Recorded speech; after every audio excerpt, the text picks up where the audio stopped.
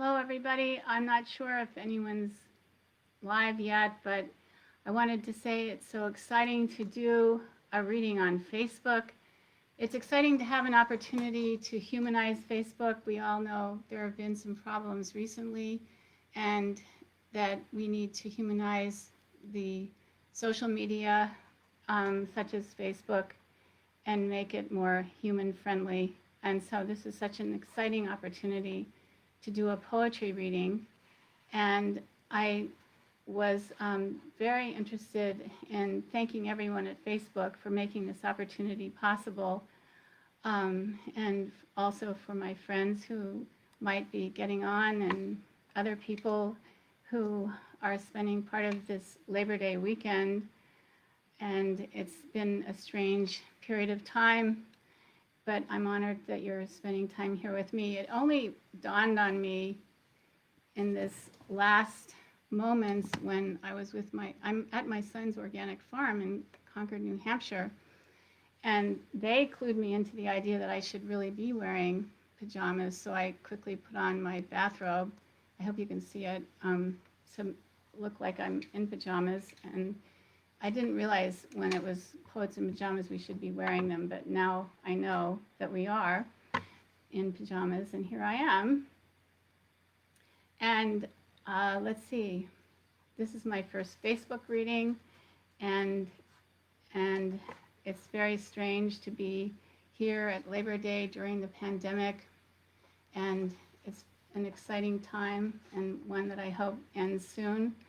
But I wanted to mention that some of the things that have been very important to my life as a poet, first of all, many of the poems that I've been writing recently are relate to bioethical issues and the environment. But Denise Leverett, had the opportunity during college to take a poetry workshop with Denise Levertov, and that was what really started me on the road of working on poems and poetry. She gave a poetry workshop at MIT. She was very interested in teaching scientists, and while I did not fit the mold of a scientist, I had the opportunity of working with her, and it was clearly for me the most inspirational experience that I ever had. She was an incredible mentor and teacher, and it was during the Vietnam War. It was in the late 60s, and she made the world the classroom, and she had us do workshops and readings in our own apartments or wherever we were. We went to demonstrations. We really made the world our sort of writing environment, and it was the most exciting experience that I ever had. And then I also had an opportunity to get to know Maxine Kumin, and I had the opportunity of working with her and really getting to know her, and she was such a wonderful poet, and that was another very important part of my early experience as a poet.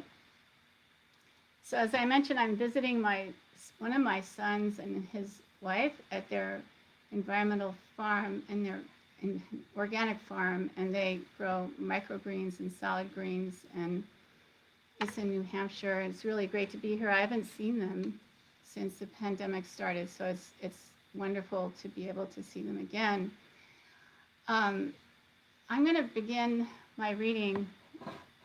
I know that I've understood that it will take people a little while to get on this, but I wanted to thank Jacqueline, Annie, and the other Poets in Pajamas staff for inviting me to read in the series, and also again to thank my friends and everyone for attending, who is attending.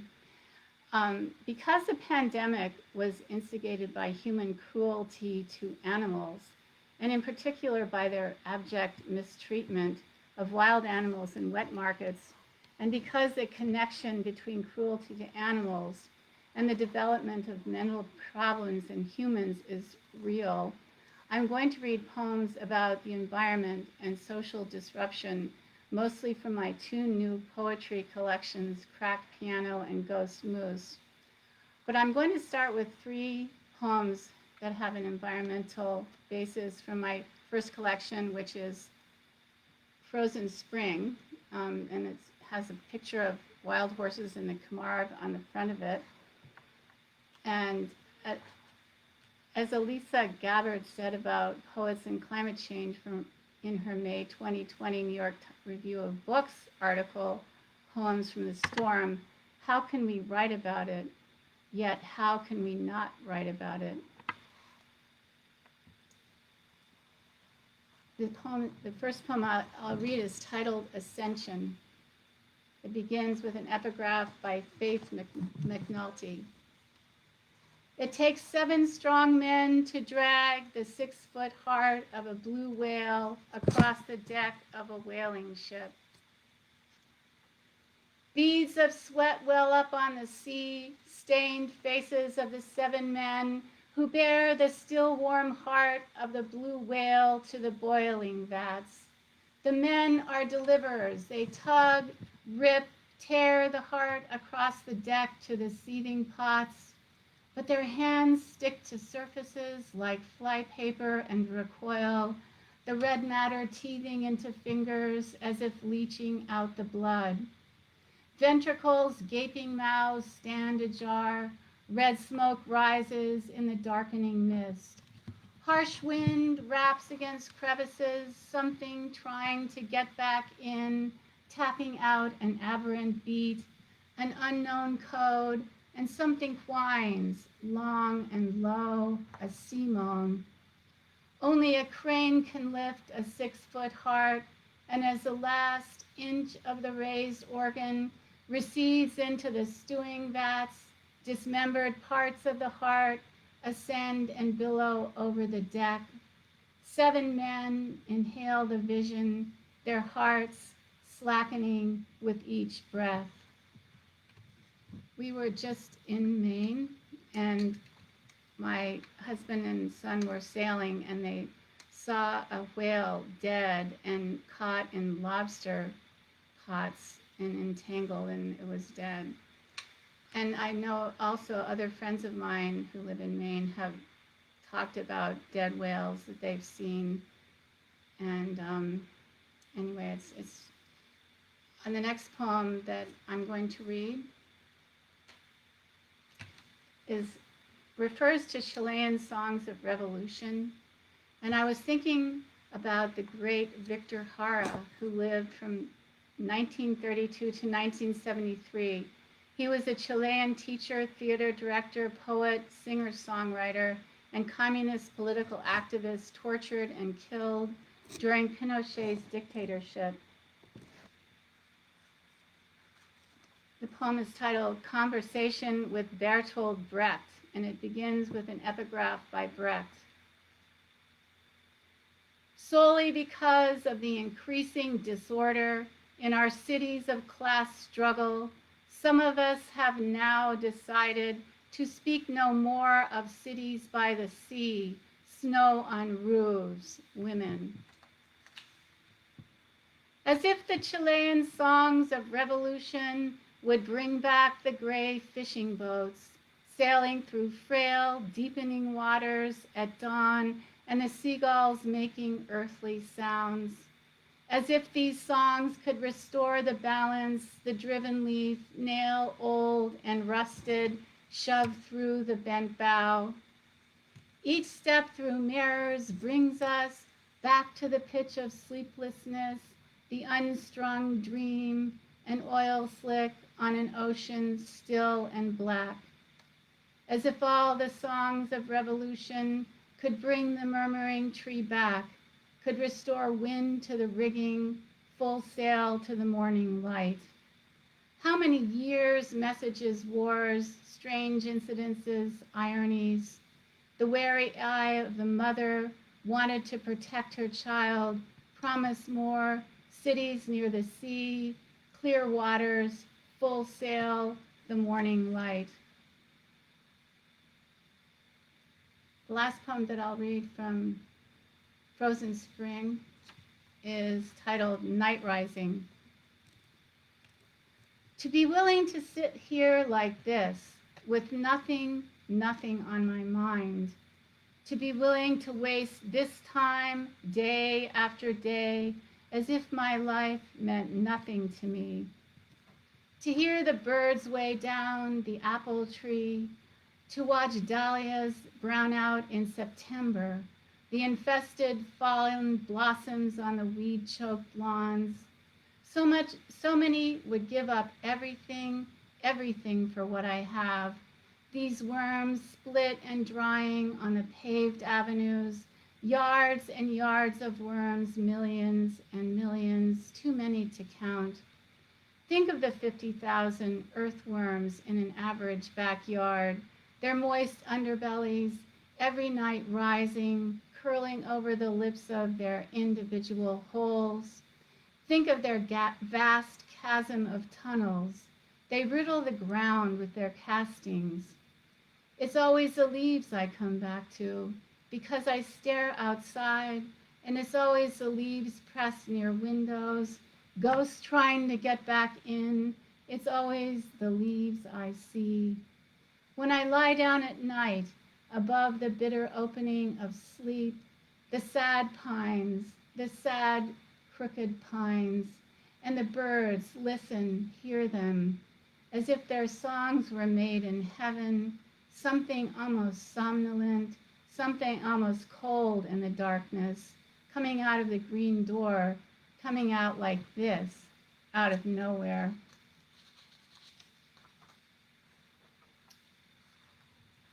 And next I'll read some poems from my latest full-length collection, Cracked Piano, which was published last year by Cabin Carey Press. In the latter half of the 19th century, as part of a humanistic movement in the treatment of mental patients, hospital superintendents held balls. Spectators were sometimes invited. And this was written, inspired by a painting, Dance in the Madhouse by George Bellows. The Lunatic Ball. Furious dancing gives way to screams. 5 men stare ghoulish at the wall. This is the lunatic ball. The best student Yale had ever seen. 3 months after graduation, typhoid, brains swelled inside his skull. They dosed out calomel. 5 ghosts appeared in a mercury dream. Headaches unbearable. This is a lunatic ball. Married 1 year, baby the next. His wife filed for release. The medical textbooks he gleaned, futile, endless stall. A woman names her baby doll Christ, lurches, leans, a building in an earthquake, then she crawls. This is a lunatic ball. One man plays a flute, calls himself Faunus. Another uses an invisible latrine. Attendants haul out a wild man in a straitjacket on a wooden beam. A woman growls like a bear. This is a lunatic ball. Behind a glass wall, well-dressed spectators riveted sit amused, looking at them looking. The patients know they are through. Spectacled men sport great coats, and laced-up women make jokes in the shimmering hall. One of my sisters and I designated a certain tree in a neighbor's yard as our grandfather tree, which we worshiped during our childhood. And by the way, we just held a memorial service for a tree in Maine that fell during a microburst or one of these superstorms that hit while we were there in the last 2 weeks.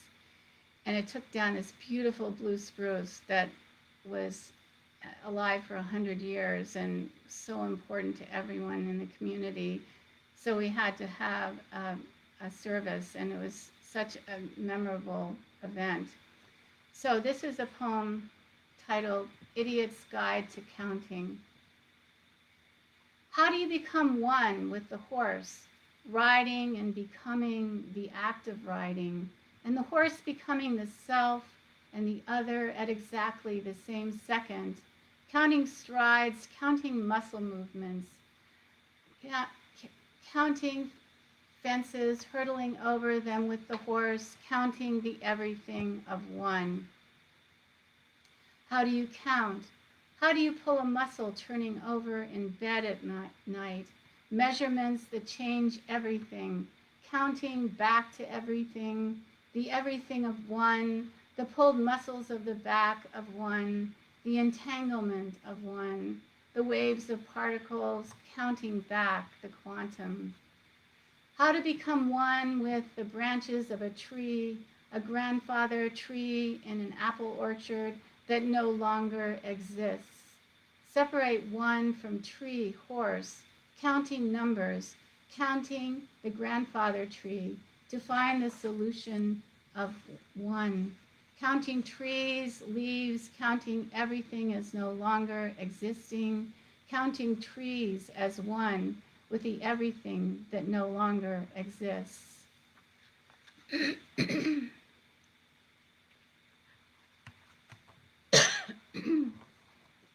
I'm going to read, as the last poem that I'm reading from this collection is an elegy for my mother and for nature. It's titled, My Mother is Dying. In the place where she belongs, suffering erases itself. Doves bring her seeds. Horses sleep next to her in the straw. Where she belongs, a welcoming place holds her, keeps her from running away, the greenness of the hay turning to gold. Already the rain's restless trajectory, my mother is busy dying. She no longer knows my name. This is the wind of Eden, the wand of change, the last slave of silence, the knave of rain. So quiet the roving of each vacant quest. Let her be buried in the sea by the seaberry, the briar rock, the fossil chamber. A lone, blown roadside stray, the flown, restless, wayward ringing, bells clang, ocean downcast rolls. Wandering once again, now I return to the center, searching the level earth, calling her name, remembering that I am lost. The path unfurls before my dog and me, walking to the rocks, the ocean on one side, the bay on the other, eiders blessing the waves. The seagull's spontaneous burst, how it hurts with the radio blaring. My mother is dying, gone from a body that has abandoned her. Cry because everything goes haywire, because this is Apollo's siren lyre, the field-worn answer, the childless response, children waiting for some God to bring them home.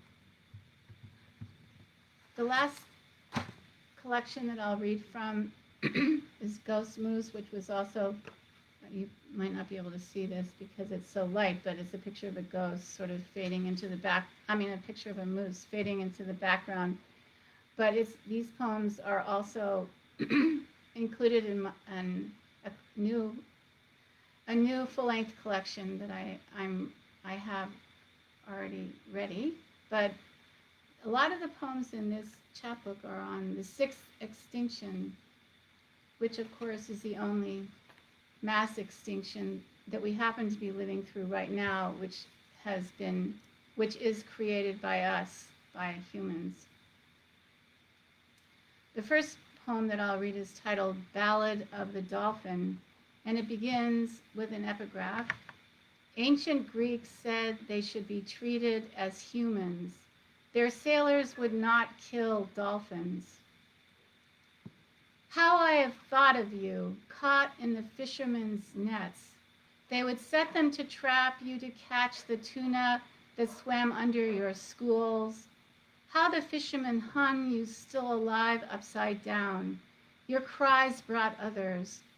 Fishermen grabbed you by your tail, strung you, and turned you head down in water, tied you to lifting hooks, and dragged you to the docks. If any of you were still alive, slung you on cement, they stabbed you. How last survivors churned the water red, leaping in panic, waiting to die. In a good catch, it took them 3 days to kill all of you. How mothers whose calves were entangled could not lift them to the surface. They listened to their helpless underwater clicks and sighs.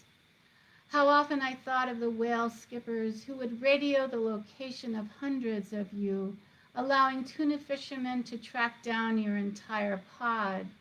Think of their nets, deep, foaming, wide, so that hundreds could fit inside. How they used underwater sound to drive you down. How many of you drowned. Fishermen did not want to compete with you, but killing you was not enough. How they used the screams of several to slaughter more. How one of you hangs from the prow, still alive, calling, calling.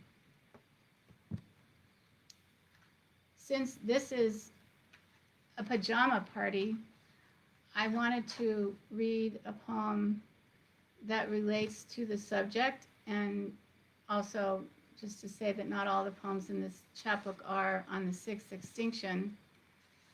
This poem is titled Dolls. The dolls wait for the children to wake up. They lie on their backs, staring upwards as though the ceiling were a resting place. For them, love is what counts. Holding them, talking softly, making certain they sleep comfortably in their beds. Knowing how to dress dolls is an art. Just what color socks each takes, like pouring tea. How many gowns, where the shoes go. Dressing could take all day or just a second. Dirt sticks to a doll. Remember, rain is not right for her. Exposure to the elements breaks down a doll's resistance. Wait until storms abate before leaving with your doll. Time means nothing to her. She will wonder about rain, about everything trains bring. Tree flowers drape light strands like spider babies in soft wind. Dolls are restless on their feet all day, listening for helicopters. They gather on roads after rainfall to smell the concrete getting wet, the newly soaked pavement almost drunk after a dry spell. Dolls on boats head for rocks in high winds. How many times they wished the boat could reverse, but before motors were invented, everyone jumped ship. Each day, supermarket racks sport headlines, dolls gone sour, dolls born with beards, hair grown with snakes, Medusa-like. And I thought I would read another nighttime poem in this chapbook, Ghost Moose, titled Lullaby. Sleep away from the wrinkled toss of twisted sheets and spreading moss. Sleep the light grays, small child. The torn wind knocks, rasps, reconciles. Away from the screeching gale, sleep in the cove of the 100th bluebird, sleep. And I would like to read one more poem. Actually, two more poems, sorry. I'm going to read two more poems. This is a poem, I just wanted to mention that it was it's difficult to imagine horses becoming extinct, but then again, when I was a child, it was impossible to think about the extinction of the snow leopard, the monarch butterfly, the elephant, the bee, the giraffe. And so anyway, I thought I'd write a poem about horses. End of horses. I write to you from the end of the time zone. You must realize that nothing survived after the horses were slaughtered. We sleep below the hollow, burned out stars. We look beyond dust bowls, searching for horses. When you walk in the country, you will be shocked to meet substantial masses on the road. We do not know who to accuse or where the horses were driven, who slaughtered them or for what purpose. Had the horses slept under the linden trees? The generals and engineers pucker and snore on the veranda. And the last poem that I'll read is also from my new full-length manuscript titled Three Ravens Rock, Three Ravens Watch. And this poem is titled Ocean Birds. Jealous is the night, the feckless night, coming over us as water into sea. The forceful day's geography turned black. Your body is the sea I float upon. Your skin becomes the waves. Nothing will ever bring you here to me. Nothing will ever call you back.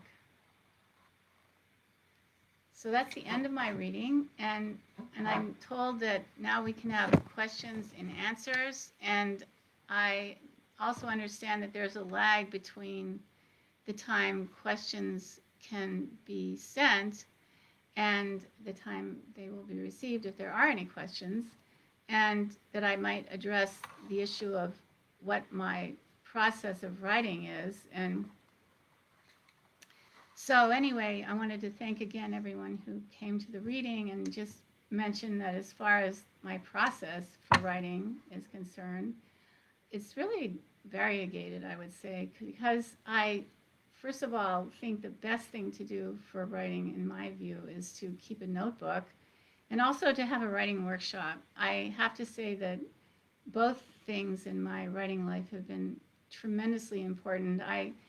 I kept a notebook during my early writing time for a long, many, many years. And it really has been the salvation of my writing to keep a notebook and just write down a lot of ideas. And I really haven't been able to be in a workshop until the last, I don't know, more recent time in my life. But it's been extremely important to have people who I can be in a workshop with who are just wonderful poets and share work with them, and I just would recommend both. So anyway, I think that I'm hoping that there might be a few questions, but if they're not, we can just call the reading off. I mean, the reading is what I mean to say. But let's see. I don't see any questions right now. I wanted to say hello to the few people who have said hello, and it's great to see you. And let's see. I guess if there are no questions, I wanted to thank everybody once again and say thank you for being here. And it's been exciting to do my first Facebook reading ever. I've done several Zoom readings, but never a Facebook, and it's an unusually interesting experience. Thank you very much for being here, and have a great Labor Day. Bye-bye.